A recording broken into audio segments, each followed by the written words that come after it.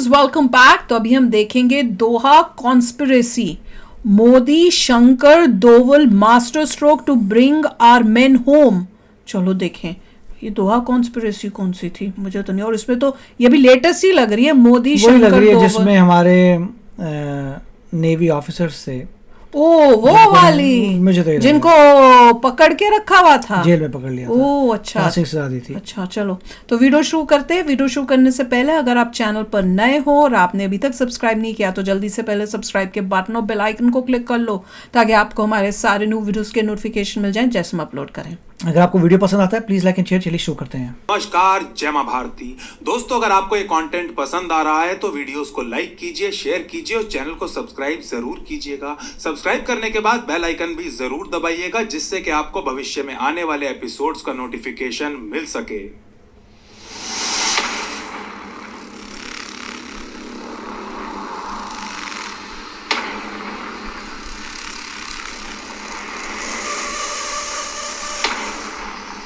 साल 2023 खत्म होने में केवल गिनती के दिन रह गए थे और कतर की राजधानी दोहा में रह रहे भारतीयों में से कुछ अपने घर जाने की तैयारी कर रहे थे तो कुछ अपने घर वालों के लिए शॉपिंग करने में व्यस्त थे।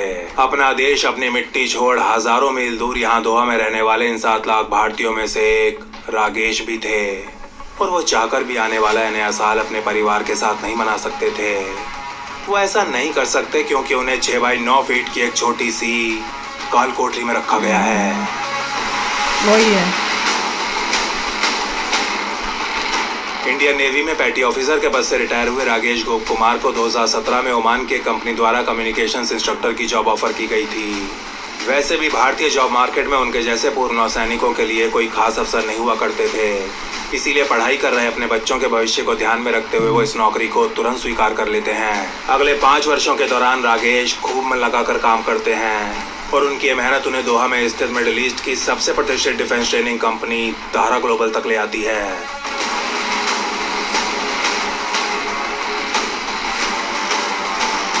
आज सुबह कोई 10 बजे रागेश को अपने घर वालों से बात करने के लिए कुछ मिनट की एक फोन कॉल दी गई थी।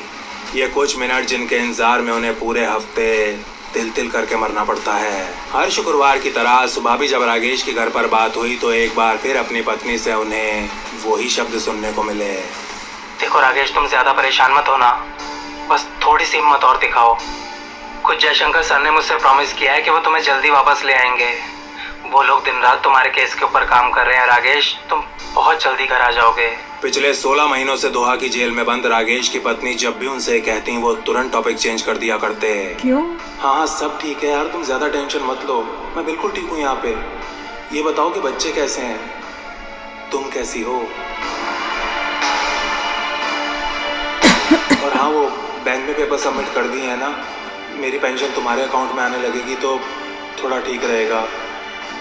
आगे चल के तुम्हें और बच्चों को ज्यादा प्रॉब्लम नहीं होगी। मतलब होप नहीं थी क्योंकि दोहा कतर ऐसा है ना देश। निकल अपने देश वापस जाने की उम्मीद अब राकेश के लिए थोड़ी कमजोर पड़ने लगी थी। देश ऐसा वो अच्छे से जानते थे कि उनके विदेश मंत्री एक कुशल डिप्लोमेट होने के साथ साथ एक मंझे हुए नेता भी हैं। उन नेताओं को तो ऐसे वादे करने की आदत होती ही है। पिछले 5 सालों से मिडिल ईस्ट में काम कर रहे रागेश यहाँ के कानून और रीति रिवाजों से भली भांति परिचित थे। वो जानते थे कि उनके ऊपर लगे आरोप कुछ ऐसे हैं कि कतर के अमीर उनकी सजा कभी माफ नहीं करने वाले, क्योंकि कतर के इतिहास में आज तक ऐसा कभी हुआ ही नहीं है। वैसे भी जो आरोप उनके ऊपर लगाए गए थे उनके तहत उनके 7 और साथियों को भी दोषी करार दिया गया था और कतर में एक साथ 8 विदेशी कैदियों को माफी मिलने का तो कोई सवाल ही पैदा नहीं होता।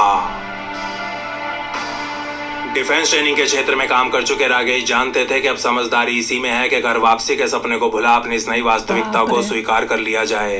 फांसी देने वाले थे ना इनको। नई वास्तविकता जिसके तहत अगले कई सालों तक उन्हें 24 में से 23 घंटे रोजाना एक छोटी सी काल कोठरी के अंदर बिताने थे।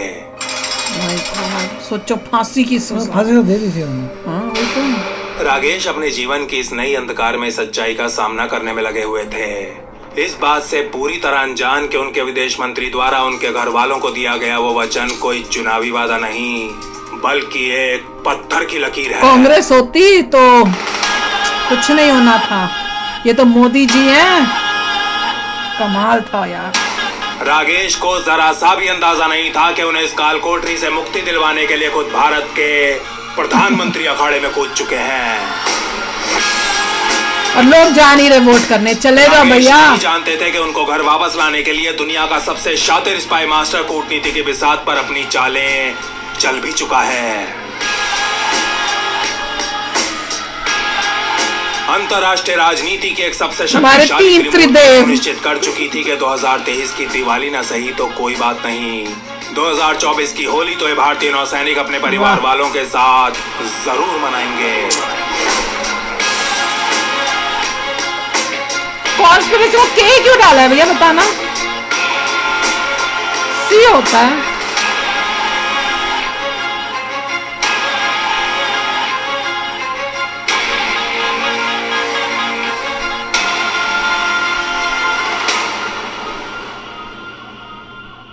अगस्त 2022 ये वो दिन था, वो समय था जब पूरे देश में केवल दो ही चीजों का खुमार छाया हुआ था, क्रिकेट और इसरो। कुछ दिन पहले टी20 का एशिया कप शुरू हुआ था और 2 दिन पहले पाकिस्तान के विरुद्ध हार्दिक पांड्या ने अपनी तूफानी बल्लेबाजी से पाकिस्तान की मुट्ठी से मैच छीन लिया था।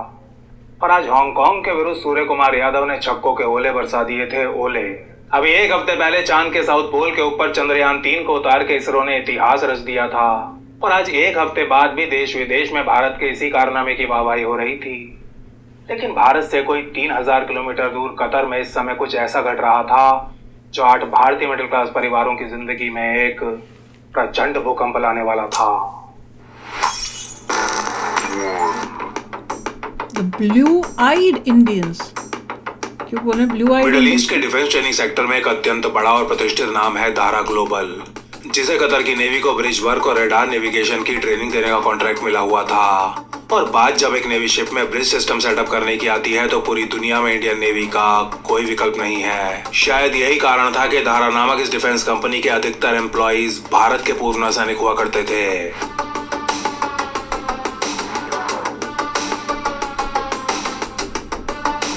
इस समय धारा ग्लोबल में 75 से ज्यादा भारतीय काम कर रहे थे और इनमें से 8 को आज कतरी पुलिस द्वारा गिरफ्तार कर लिया गया था। कतरी सबमरीन्स के सीक्रेट्स इजराइल को बेचने के आरोप में गिरफ्तार हुए इन पूर्व नौसैनिकों के नाम थे captain Navtej Gill, captain Saurabh Vashisht, commander Purnendu Tiwari, commander Amit Nagpal, commander S K. Gupta, commander B K. Verma, commander Sugunakar Pakala और पेटी ऑफिसर राकेश गोप कुमार। गिरफ्तार हुए पूर्व नौसैनिक 20 साल या उससे ज्यादा समय भारतीय नौसेना की सेवा कर चुके थे और आज वर्तमान में धारा ग्लोबल के लिए कतरी नेवी को ट्रेनिंग देने का काम कर रहे थे।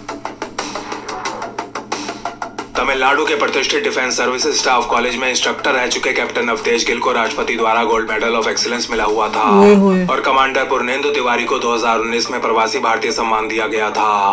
कहने का मतलब ये कि अपनी अपनी फील्ड में इन 8 भारतीयों का कोई सानी नहीं था।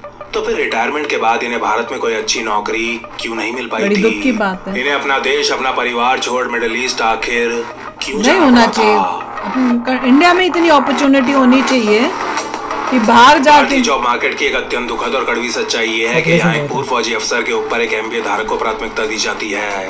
दशकों तक भारतीय सेना की सेवा कर चुके एक अनुभवी सैनिक के मुकाबले आईएम से निकले एक अनुभवहीन उम्मीदवार को कहीं ज्यादा सैलरी दी जाती है।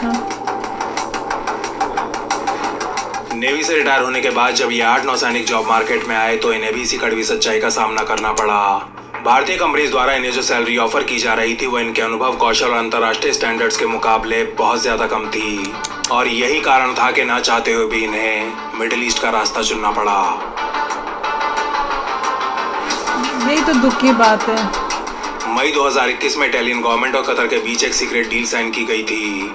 इस डील के तहत CABI कातानियो नामक एक कंपनी को कतरी अमीरी नेवी के लिए 2 U-212 स्टेल्थ सबमरीन्स का निर्माण करना था। न्यूक्लियर क्षमता वाली इन दोनों सबमरीन्स को 2022 की शुरुआत तक कतर को डिलीवर किया जाना था और अपनी नेवी को इन सबमरीन्स के ऊपर ट्रेनिंग देने का जिम्मा कतर द्वारा धारा ग्लोबल को सौंपा गया था।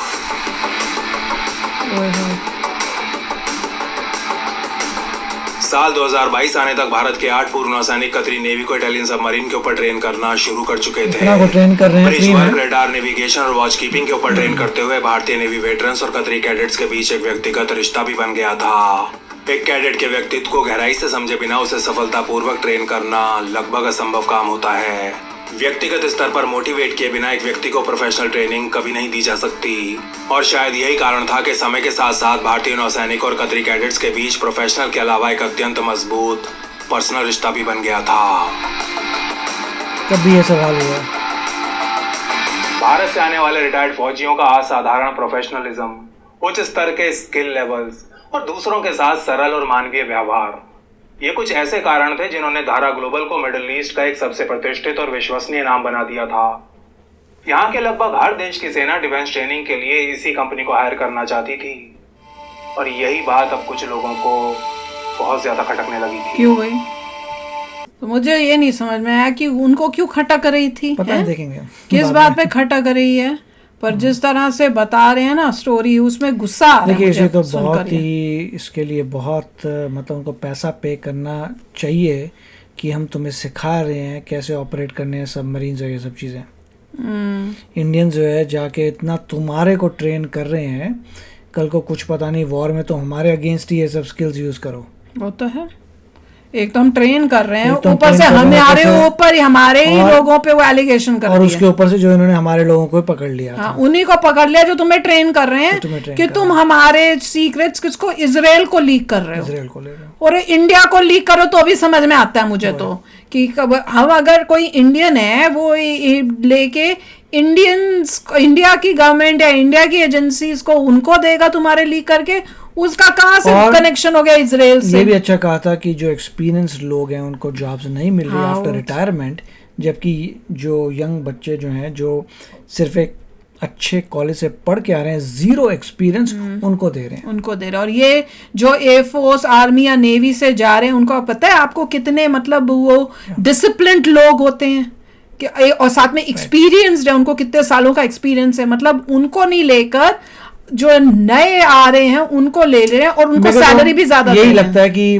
कुछ चीज़ों में इंडियंस को हेल्प नहीं करनी चाहिए, कि जैसे उनको उनकी मिलिट्री को हेल्प कर रहे हैं, उनको हाँ, लोगों नहीं को करना ट्रेन चाहिए, कर रहे हैं कि कैसे तुम एफिशिएंट हो सबमरीन्स में, शिप्स में। हमने ठेका नहीं रखा, ये सब नहीं चीज़ें तो अपने आप सीखो, अपने आप लर्न करो, हम तो नहीं सिखाएंगे। पर क्या कर सकते हैं, वही। यहाँ पे भी इंडिया में अपॉर्चुनिटीज होनी चाहिए। जैसे अब रिटायर हो गए तो जैसे कल को वहां war पे वो होगी तो जाके वो लोग नहीं, पंगा जब करेंगे। वो वहां जाके ट्रेन कर सकते तो हमारे यहाँ पे ट्रेनिंग क्यों नहीं कर सकते? मेरे को तो ये नहीं समझ आया। यहाँ पे वो कर दो कि वही फैसिलिटी की इनको आगे जाकर ट्रेनिंग उनको का तो काम दे दो। थैंकफुल होना चाहिए कि कोई कंट्री जो है तुमको अपनी पूरी स्किल समझा रही है। हाँ, अपनी सारा जो हमारे उनको यहाँ से strong कर रही सीखा हुआ है अपने देश से, और वो तुम्हारी तुमको जो बता अल रही है। जजीरा है वो एंटी इंडिया है, हद ही उसके हो गई। बावजूद हमने तुम्हें इतना कर दिया। सबसे डेंजरस है ये कतर का, कि भैया कतर में तो भाई उसकी वो अल तो- जजीरा पूरी एंटी इंडिया है। ओ वही तो चलो देखते हैं अब आगे। मुझे अब ये देखना है कि आगे छुड़ाते कैसे हैं, वो क्या ऐसी बात हुई, क्या हुआ जिसकी वजह से उनको छोड़ना पड़ा, क्योंकि दैट वाज इम्पॉसिबल कि ये छोड़ें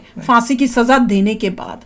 तो चलो यार चलते हैं, मिलेंगे नेक्स्ट वीडियो में बहुत ही जल्द। Till then take care and bye bye. तो अगर आप मेरे इस चैनल पे नए हो तो जल्दी से सब्सक्राइब के बटन को हिट करो और बेल आइकन को क्लिक करो, ताकि आपको मेरा जब नया वीडियो मैं लगाऊं आपको उसके बारे में जल्दी से पता चल जाए।